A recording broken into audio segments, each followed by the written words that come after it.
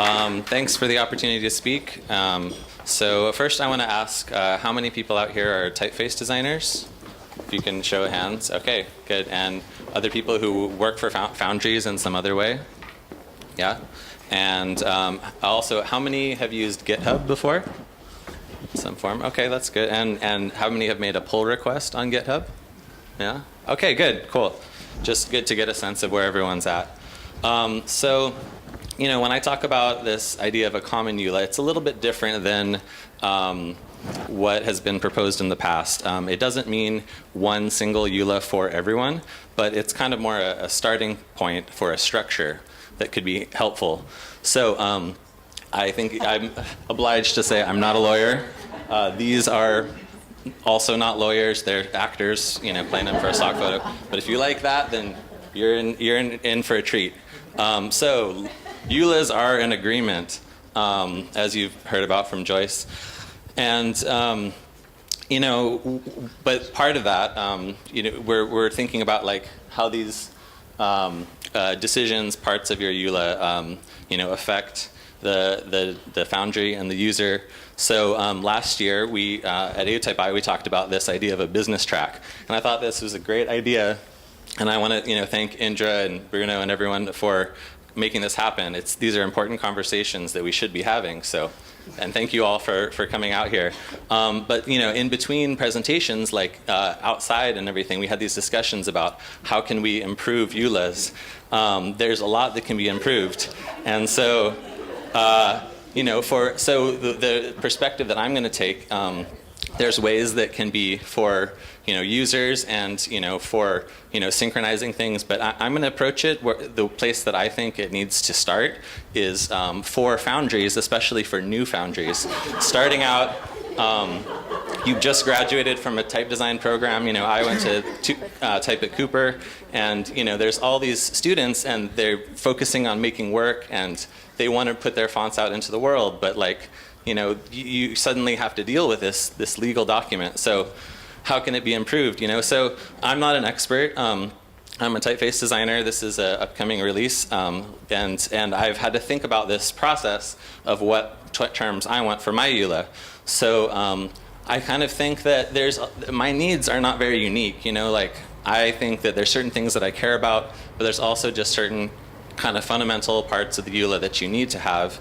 And I think that there's probably a lot of overlap between, you know, what I need versus another, you know, student and coming out of these programs. So, but I think that there's can be a certain kind of choices that would make sense for a large number of people, and maybe not every single designer, but, you know, you could kind of cover a lot of the options. So one idea that came out was, what if you had a website for making EULAs? Doesn't that sound awesome?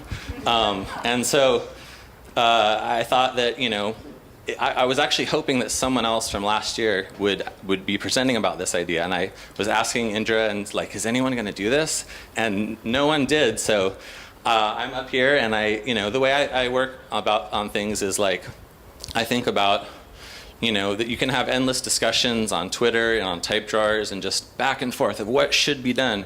But, you know, I think about things more from a designer perspective, and I just want to build something and then see what works. And then we can have a conversation. We can kind of go from there. How can we design the process? How can we kind of improve this whole thing? So, and, you know, I want to say that the reason why I did this, why I'm up here, is I thought that it would be good for the community. I think that all these people in the type design community build tools and amazing resources that they give to other people to use freely, and I really appreciate that. Like, there's things that I use in my process every single day. For example, you know, here are some of the tools that I use, and like they change my workflow completely. So big thank you to a lot of the people from these tools are in the audience here. Anyway, so basically a lot of these designers will put their tools up on GitHub. And excuse me, the cool thing about that is that, you know, there's possibilities for other people to contribute, for these things to evolve. You know, people can submit pull requests and comments, and, you know, I've been involved in that on both sides of things. So I'm very encouraged by this community, and so I thought maybe something like this would be possible to help out, making the process of making a EULA better. So I made this working prototype of a website, and I posted this on GitHub. There we go. So this is an example of how something like this could work. This is just my first prototype. So for example, you could choose from a set of options. The text would be filled in dynamically, and you can have elements that get filled out as per your needs. So at the end, this would be a tool for type designers. And so a big part of these decisions for making this kind of structure would be, within this, what type of options do you consider? So I think that I did some research and actually looked at really great research done by other people in the community. So for example, Tiffany Wardle in 2004 did a survey of which foundries offered which options at that point in time. So this is, she told me things have changed since then, obviously. So, but it's still kind of relevant, a starting point to look at what types of options you should consider in your EULA. So here's some of the options that I used as a starting point. And this can expand. Obviously, there's going to be things that need to change and everything. But this is kind of a baseline to start from to have this conversation.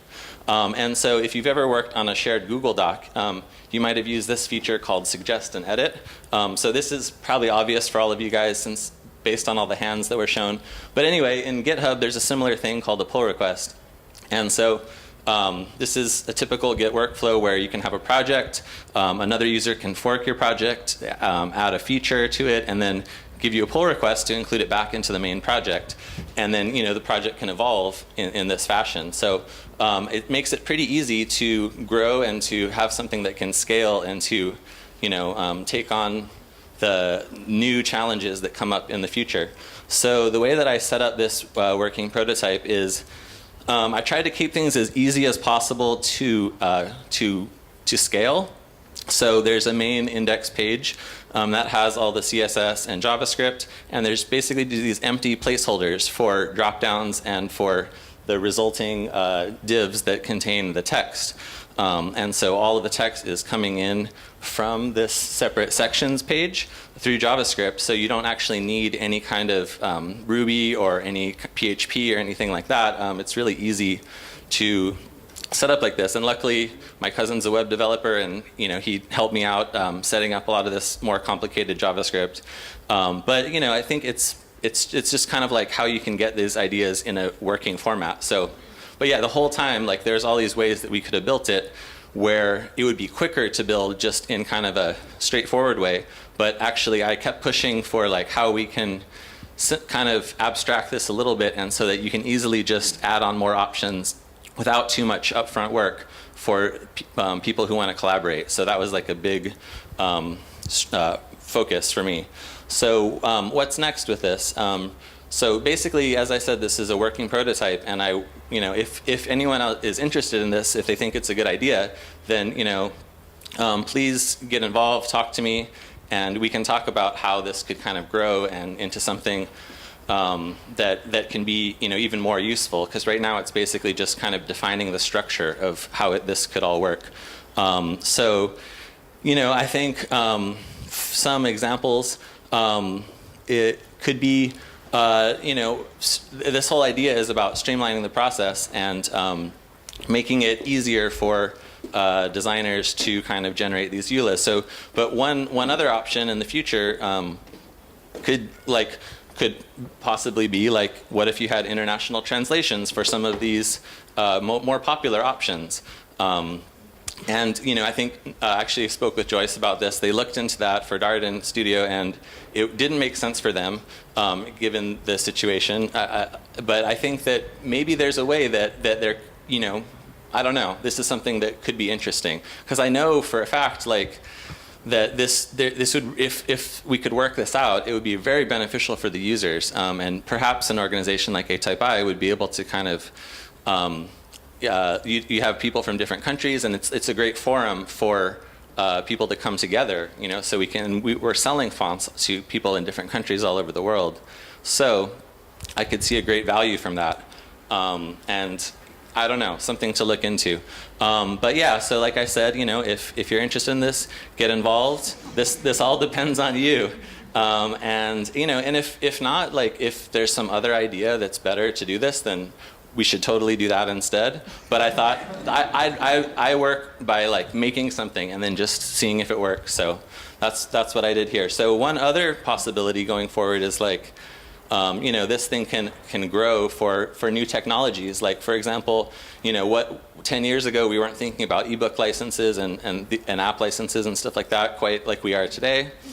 So what about the future, like 3D, whatever the equivalent of like a 3D printer will be in 10 years, this will be able to grow to accommodate those kind of things, and it can then benefit the community to have to deal with these new technologies if we kind of have this common starting point. And I think that as it stands, like not everyone has to use this whole thing as is. You could use it as just kind of a structure to build on top of. And this idea of your foundry being a personal expression, I think is true, but I think that you should also, it would be great to have a common starting point and, to be able to focus on those parts of expression that you really want to get into, and to also have some building blocks to work with for the things that you kind of feel like are similar to other people who, you can kind of build off of. And, there's some possibilities that if we're starting from this same starting point, that like that they could be helpful for the users. They could kind of see, well, this and this foundry offers these options in a similar way, or like I'm looking for a font that I can modify for personal use. And I know, for example, DJR allows that in his EULA. And so if you want that for a project of yourself, then you could kind of find other people who have the same clause. So again, as the nature of this talk, all of this stuff is for your own use. I'm, disclaiming myself from any issues you have with it, but I think that it can be helpful. And so the project is here, and thank you so much for your time.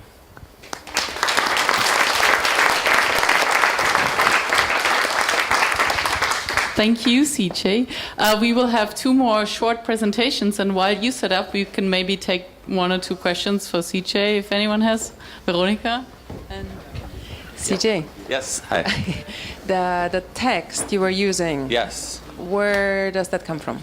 So that is a very good question. So basically, I currently I'm not putting any legal text up there. I think that that's something that if there's enough people who kind of think that this is valuable, that that a lawyer will need to write the text for these particular options, and there's some amount of